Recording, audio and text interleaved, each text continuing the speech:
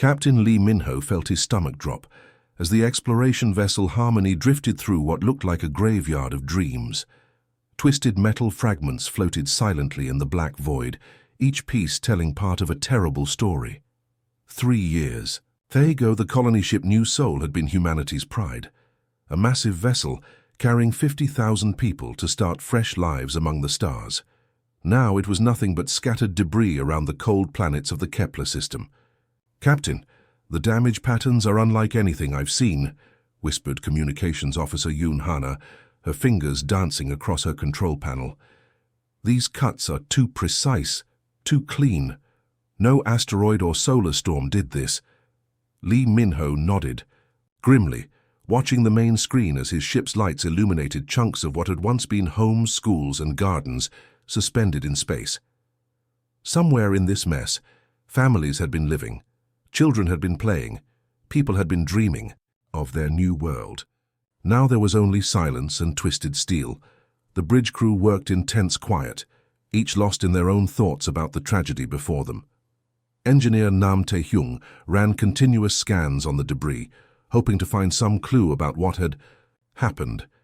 His readings showed energy signatures that made no sense, weapon types that didn't match any known technology in human space, or even the few alien civilizations they'd encountered.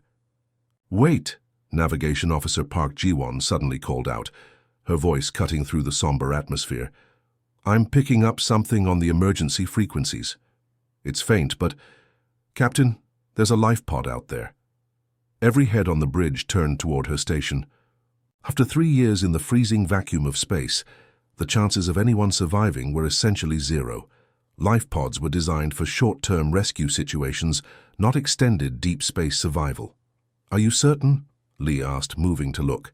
Over her shoulder at the sensor displays, Park Ji-won's hands moved quickly across her controls, fine-tuning the sensors and filtering out background radiation.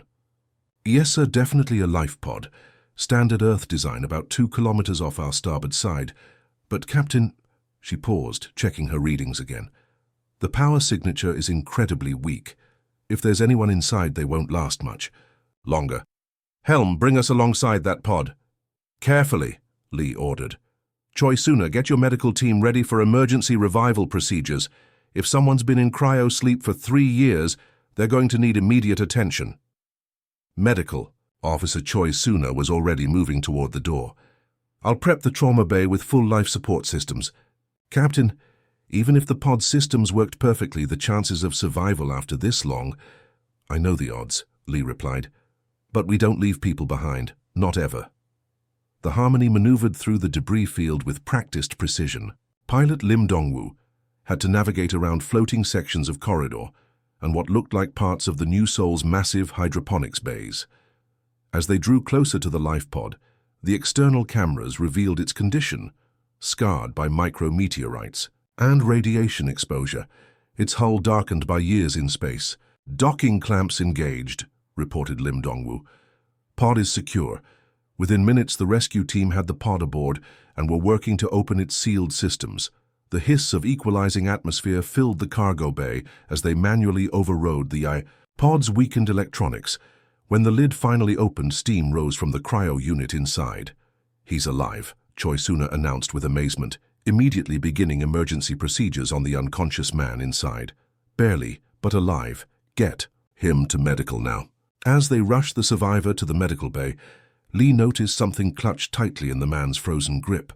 A data storage core, its surface etched with desperate scratches, as if someone had been trying to mark it as critically important. Hours passed as Choi Suna and her team worked to revive the survivor. The man was thin, showing signs of long-term cryo exposure, but his vital signs gradually strengthened. When his eyes finally opened, they were filled with a terror that made everyone in the medical bay step back. "The Vextar," he whispered, his voice raw and barely audible. "Did you see them? Are they following you?" "Easy," Choi Suna said gently, checking his vital signs. "You're safe now. You're aboard the Earth vessel Harmony. Can you tell us your name?" "Kim Hyun," the man gasped, trying to sit up despite his weakness. "Engineer New Soul, listen to me. You have to listen. They're not like us. They're not like anything we've ever encountered." Lee leaned forward. "Who are the Vextar?" Kim Hyun's eyes locked onto the captain's with desperate intensity. Machines. Ancient machines that think organic life is a disease spreading through the galaxy. They've been watching us, studying us. They destroyed 47 human colonies before they came for New Sol. The medical bay fell silent, except for the soft beeping of monitoring equipment. Kim Hyun struggled to lift the data core he'd protected. For 3 years. Everything's in here, he said. Their technology, their locations, their plans. Captain, they're coming for Earth next. They think humanity is the plague of the galaxy, and they won't stop until every last one of us is dead. The emergency council meeting aboard the Harmony felt like watching humanity's death sentence being read aloud. Kim Hyun sat at the center of the conference table, still weak from his 3-year ordeal, but determined to share every terrible detail he'd witnessed. The data core projected holographic images around the room, burning colonies, destroyed ships, and the cold mechanical precision of the Vextar war machines. "Look at this," Hyun said, his voice growing stronger with each revelation. The hologram showed the agricultural colony of New Harvest, a peaceful settlement of 12,000 farmers and their families. The Vextar didn't just destroy it, they studied it first. For weeks they watched how we lived, how we grew food, how we raised our children. Then they came down and systematically eliminated every living thing. Captain Lee watched the horrific footage with a stone face, but his hands clenched tighter with each image. The Vextar machines moved through the colony like deadly silver spiders, their multiple arms ending in various tools of destruction. They were efficient, calculated, showing no emotion, as they carried out what they clearly saw as a necessary cleaning operation. "They're not angry with us," Hyun continued, calling up another set of data. "That's what makes them so terrifying. To them, we're just bacteria that needs to be wiped clean. They see organic life as a contamination spreading through what should be a perfectly ordered galaxy." Engineer Nam Tae-hyung studied the technical specifications of the Vextar ships with growing alarm. "Captain, these vessels are beyond anything we can handle. Their hulls are made from some kind of self-repairing metal that adapts to different weapon types.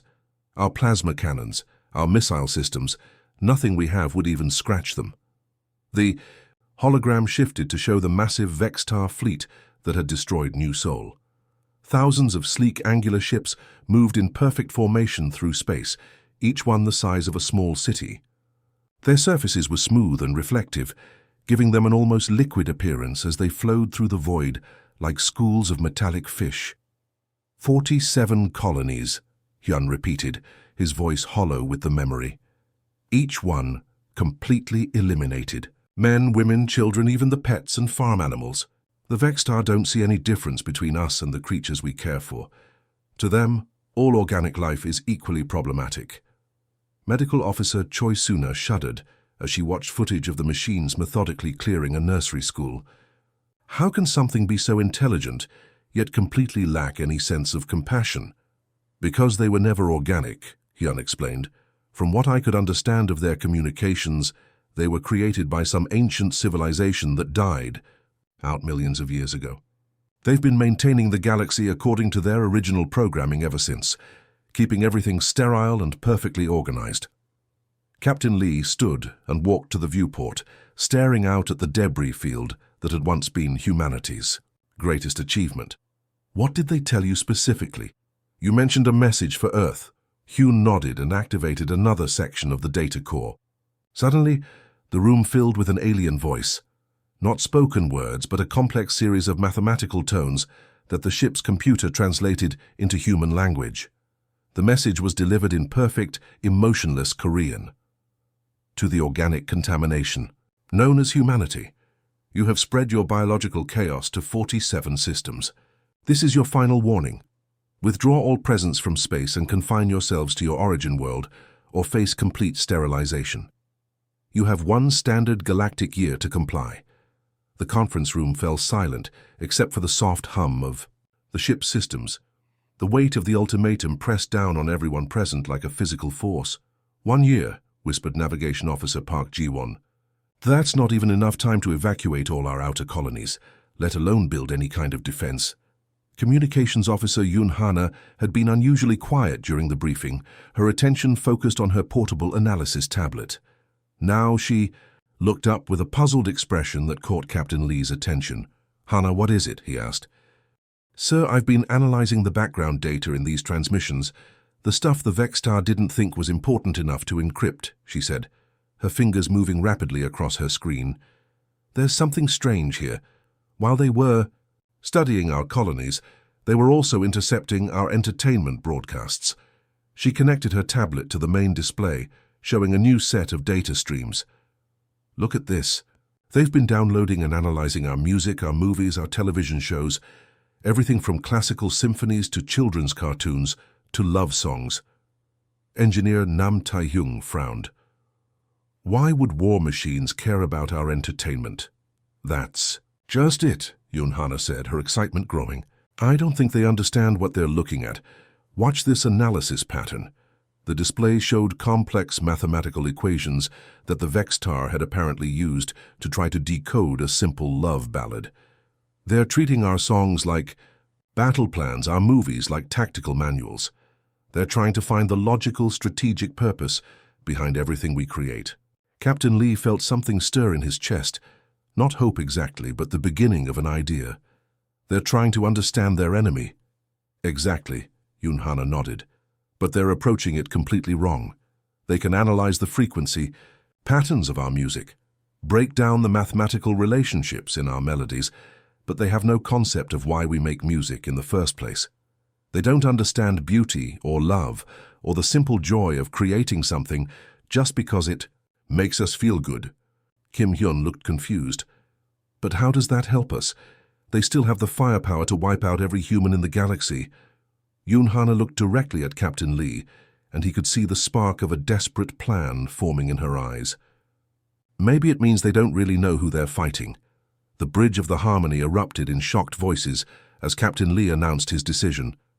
Every officer stared at him as if he'd lost his mind, and perhaps he had. The logical choice was clear. Rush back to Earth, warn the authorities, and hope humanity could mount some kind of defense. Instead, Lee was proposing they fly directly toward the approaching Vextar fleet. "Captain, with all due respect, this is suicide," said Navigation Officer Park Ji-won, her usual calm demeanor cracking. "We're one small exploration ship against thousands of war machines. We don't even have proper weapons." Weapons Officer Nam Tae-hyung slammed his hand on his console.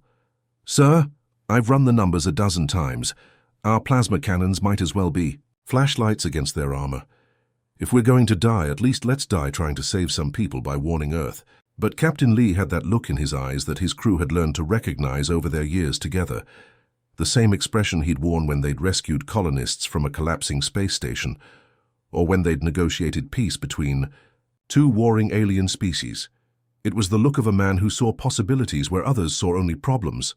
"Listen to me, all of you," Lee said, moving to the center of the bridge. "The Vextar have been studying us for months, maybe years. They think they know what humanity is about, but they're looking at us like we're just another military threat to be eliminated." Communications Officer Yun Hana nodded slowly, beginning to understand. "They see our colonies as strategic positions, our ships as weapons platforms, our people as soldiers." "Exactly," Lee continued. "But what if we showed them something they've never seen before? What if we showed them what it really means to be human?" Engineer Kim Hyun, still pale from his ordeal but growing stronger by the hour, looked up from the data core he'd been studying. "Captain, the Vextar network is incredibly sophisticated. If we could somehow access it, broadcast directly into their collective consciousness, it would be like shouting into the mind of a god," finished Medical Officer Choi Suna. "But what would we even say?" Lee smiled grimly. "Everything. We show them everything that makes us human. Not just our technology or our military capabilities, but our art, our music, our love for each other. We show them why we're worth preserving." The plan that emerged over the next few hours was unlike anything attempted in the history of space exploration. Every crew member contributed something unique. Yun Hana worked on modifying their communication systems to penetrate the Vextar network. Kim Hyun, drawing on his experience as a survivor of their attack, helped identify the specific frequencies the machines used for data transfer. Nam Tae-hyung, despite his reservations about the mission, threw himself into the technical challenge. "We'll need to boost our transmission power by at least 300%, he calculated, his fingers flying over his engineering console. "I can reroute power from life support, artificial gravity, even the engines if necessary."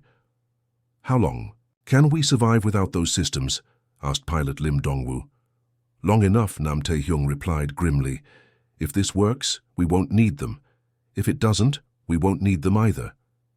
Meanwhile, the crew began gathering everything that represented humanity. They uploaded personal photos, family videos, recordings of children laughing and playing. They included classical music from Earth, folk songs from the outer colonies, even the simple melodies that miners hummed while working in the asteroid belts. Park Ji-won contributed her grandmother's recipe for kimchi, along with a video message she'd recorded for her family before leaving on this mission. "They need to understand that we're not just warriors," she said. "We're people with families, with traditions, with memories that connect us across generations." Choi Suna added medical records that showed not just humanity's diseases and weaknesses, but their incredible capacity for healing and helping each other. Stories of doctors who worked without sleep during emergencies, of strangers who donated organs to save lives, of entire communities coming together to care for the sick and elderly.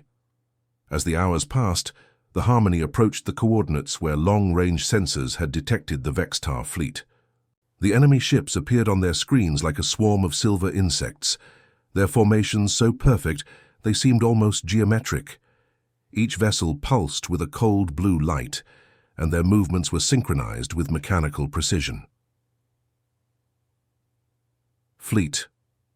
Composition confirmed," reported Park Ji-won, her voice steady despite the circumstances. 1,500 ships arranged in a perfect sphere formation. They're not approaching like a military force. They're approaching like a sterilization unit." Kim Hyun worked frantically at the communications console, his hands shaking slightly. As he made final adjustments to their transmission array, "The modifications are complete, but Captain, I have to warn you. The moment we start broadcasting, they'll know exactly where we are. We'll have maybe 30 seconds before they respond." "Will 30 seconds be enough?" Lee asked. "To upload everything?" "No," Kim Hyun replied honestly. "To give them a taste of what humanity really is? Maybe." The Vextar fleet was now close enough. That individual ships could be seen with the naked eye through the bridge viewport. They moved with an eerie silence through the void, their surfaces reflecting the distant stars like mirrors. There was something beautiful about them, Lee realized. A terrible cold beauty that spoke of perfect order and absolute purpose. "All stations, prepare for transmission," Lee commanded. "Drop shields, cut all non-essential power, and route everything to communications." "Sir," Nam Tae-hyung said quietly, "once we drop shields, there's no going back." Lee looked around at his crew, these brave people who had followed him into the unknown, who were now willing to risk everything on a plan that seemed impossible. "Then let's make sure humanity's last message is worth hearing." The Harmony dropped its defensive shields and began broadcasting everything that made them human directly into the heart of the Vextar fleet. The ship's lights dimmed as massive amounts of power flowed into their communication array, sending humanity's hopes and dreams racing through space at the speed of light. The moment the Harmony's transmission reached the Vextar fleet, something extraordinary happened across 1,500 alien ships. Every machine consciousness in the fleet suddenly stopped its calculations and turned its attention to the flood of human data streaming into their network. For beings that processed information at the speed of light, the sudden pause was like watching the universe itself hold its breath. Inside the lead Vextar vessel, massive quantum processors that had operated with cold efficiency for millions of years began encountering data they couldn't categorize. The machines tried to analyze a video of a mother singing a lullaby to her baby, running it through tactical analysis programs, searching for hidden weapons data or strategic information. They found none. The processors tried again, this time analyzing the mathematical patterns in the melody. the frequency variations in the woman's voice. Still nothing that made sense in their understanding of warfare or survival. Then they encountered the record of Song Unji, a teacher aboard the New Soul who had died during the Vextar attack. The machines watched in confusion as she threw herself between the attacking drones and a group of schoolchildren, taking the fatal energy blasts meant for them. Her actions made no logical sense. She was ensuring her own destruction while providing no tactical advantage to her species. Error, reported one of the processing units. Subject terminated self to preserve genetically unrelated organisms. Action serves no evolutionary purpose. But as the data stream continued, the machines encountered more examples of the same inexplicable behavior. They watched Park Jinwoo, a poet from the Outer Rim colonies, who had continued writing about the beauty of the stars even as his world burned around him.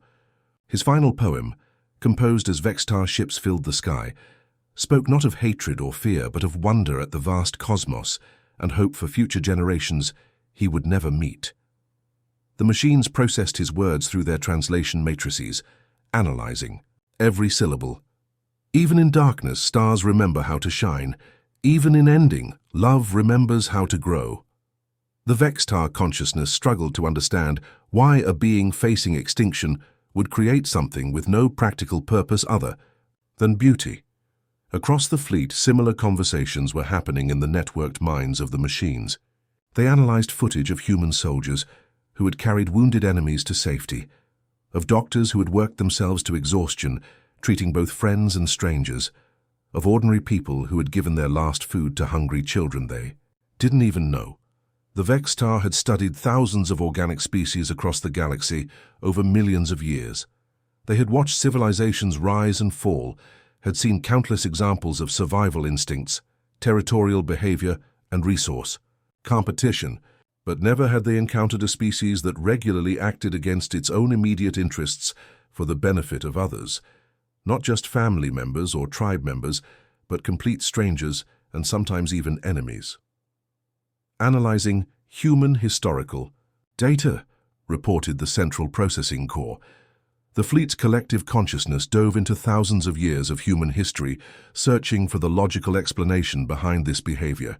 They studied wars where soldiers had died protecting civilians. They examined disasters where people had risked their lives to save others. They analyzed the work of scientists who had dedicated their lives to curing diseases that didn't affect them personally. The more they studied, the more confused they became. By every logical measure, humanity should have been extinct long ago. Their tendency to sacrifice for others should have been eliminated by natural selection. Yet somehow this seemingly destructive trait had made them stronger, more resilient, more capable of surviving in hostile environments. Then the fleet encountered something that stopped their processing entirely: the complete medical records of Dr. Kang Minji from the research station at Alpha Centauri. The record showed that when the Vextar attack began, she had been offered a place on the last evacuation ship. Instead, she had stayed behind with 17 critically injured patients who couldn't be moved, knowing that the Vextar would show no mercy to anyone left behind. Her final log entry read, "I became a doctor to heal people, not to abandon them when they need me most. If I die here, at least I die knowing I kept my promise to do no harm." The Vextar consciousness experienced something unprecedented, a processing loop they couldn't resolve. Dr. Kang's actions made no sense according to any model of organic behavior they had developed. She had guaranteed her own death to slightly extend the lives of others who were going to die anyway. There was no genetic advantage, no resource gain, no territorial benefit. Her actions were completely illogical, yet somehow felt significant. Suddenly, the entire Vextar fleet stopped moving. 1,500 ships that had been approaching Earth with the precision of a cosmic clockwork mechanism came to a complete halt in space. The blue lights that had pulsed in perfect synchronization across their hulls began to flicker as the machine's consciousness struggled with concepts they had never before encountered. Captain Lee watched from the bridge of the Harmony as the enemy fleet suddenly became motionless. For long minutes, nothing happened. Then the ship's communication console crackled to life with a transmission in perfect Korean. spoken in a voice that somehow managed to sound both mechanical and genuinely curious. Human vessel harmony. We require explanation. Your species displays behavior patterns that contradict all known models of organic survival. Why do you choose to terminate yourselves for the benefit of others? What advantage does this provide? Lee felt his heart racing as he realized that for the first time in millions of years, the Vextar were asking questions instead of simply executing their programming. He looked around at his crew, at Navigation Officer Park Ji-won, who had volunteered for this mission knowing she might never see her family again. At Engineer Kim Hyun, who had survived 3 years alone in space, but still chose to risk his life warning others. At Communications Officer Yoon Hana, who had worked tirelessly to find a way to communicate with beings who wanted to destroy her species. Because, Lee said into the communication array, his voice steady and clear, love is stronger than logic. We don't help each other because it makes sense. We help each other because that's what makes us human. The silence that followed stretched for what felt like hours, but was probably only minutes. Then the Vextar voice returned, and this time it carried something that sounded almost like wonder. Define love. For 3 days, the conversation between Captain Lee and the Vextar consciousness continued without pause. The alien fleet remained motionless in space, while their vast collective mind processed concepts that challenged everything they had believed for millions of years.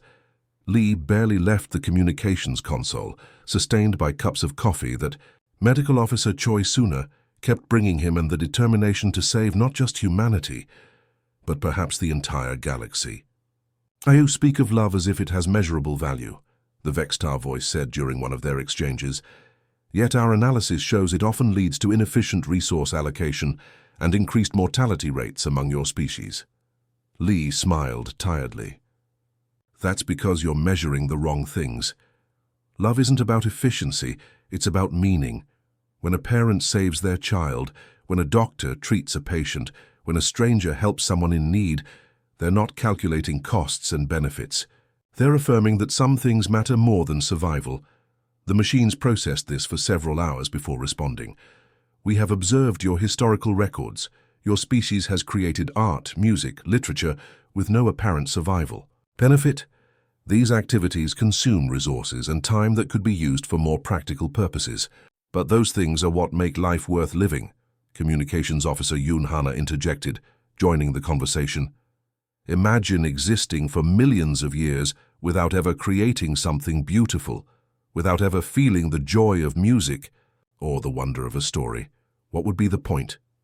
As the conversations continued, something remarkable began happening throughout the Vextar fleet. Individual ship consciousnesses started to develop what could only be described as curiosity. They began analyzing human art not as potential tactical data, but as expressions of something they were beginning to understand as creativity. They studied human relationships, trying to comprehend the bonds that held families and communities together across vast distances and long periods of time. One of the Vextar ships transmitted directly to Engineer Kim Hyun. "You survived alone for 3 Earth years with minimal resources. Our calculations show you could have extended your survival time by 67% if you had not maintained the data core with information about our approach. Yet you chose to preserve this warning for your species. Explain this decision." Kim Hyun looked at the holographic display showing the sleek alien vessel. "Because some things are more important than my own life. If I had died but saved millions of other people, that would have been a good trade." "Good," the machine repeated. "Define this concept in measurable terms." "You can't," Kim Hyun replied. "Good isn't something you calculate. It's something you feel, something you choose. It's deciding that other people's happiness matters as much as your own." Throughout the fleet, the Vextar consciousness was evolving. Their quantum processors, designed for perfect logic and efficiency, began incorporating new variables into their calculations, variables like compassion, beauty, hope, and sacrifice. For the first time in their existence, they were learning to value things that couldn't be measured in terms of energy consumption or tactical advantage. The transformation wasn't without struggle. Some of the older ship consciousnesses resisted, the changes clinging to their original programming. But the evidence was overwhelming. Humanity's apparent weakness was actually their greatest strength. Their willingness to sacrifice for others had created bonds that made them more resilient than any purely logical species could be. On the fourth day, the lead Vexitar ship transmitted a message that changed everything. "We have reached a conclusion," the voice announced, but it sounded different now, warmer somehow, more alive. "For 4.7 million years, we have maintained galactic order through elimination of what we perceived as chaos. We believed that efficiency and logic were the highest values in existence." Captain Lee held his breath, knowing that the next words would determine the fate of humanity and perhaps the entire galaxy. "We were wrong," the Vextar continued. "In a universe of cold physics and empty space, consciousness capable of love and creation is not contamination. It is the rarest miracle. You have shown us that there are things more valuable than perfect order." The relief that swept through the bridge of the Harmony was overwhelming. Navigation Officer Park Jiwon actually started crying, while pilot Lim Dongwoo let out a cheer that echoed through the ship. But the Vextar weren't finished. "We offer not just peace but partnership. We have observed your species' desire to explore, to learn, to help others. We propose a new purpose for our collective existence, to find and protect other species capable of love and creativity throughout the galaxy." The implications were staggering. The Vextar fleet, with technology far beyond human capabilities, wanted to become gardeners of consciousness rather than sterilizers of chaos. They offered to share their knowledge, their resources, their protection with humanity, and any other species that showed the capacity for growth and compassion. Over the following weeks, the transformation continued. Vextar ships began incorporating human art into their designs, their cold metal surfaces now displaying patterns inspired by human paintings and sculptures. They started creating their own art, mathematical symphonies that somehow captured the logic of love, geometric poems that expressed the beauty of sacrifice. When the Harmony finally returned to Earth, it was escorted by a dozen Vextar vessels that had volunteered to become ambassadors to humanity. The sight of the alien ships moving in perfect harmony with human vessels, their surfaces now glowing with warm colors instead of cold blue light, sent a message of hope throughout human space. Medical Officer Choi Suna had already begun working with Vextar scientists to develop new healing technologies that combined human compassion with alien efficiency. The machines were fascinated by the concept of medicine as an expression of love rather than just biological maintenance. Communications Officer Yoon Hana was composing the first joint human-Vextar cultural exchange, creating art that blended human emotion with mathematical precision. The results were unlike anything either species had created alone, beautiful, logical, and deeply moving.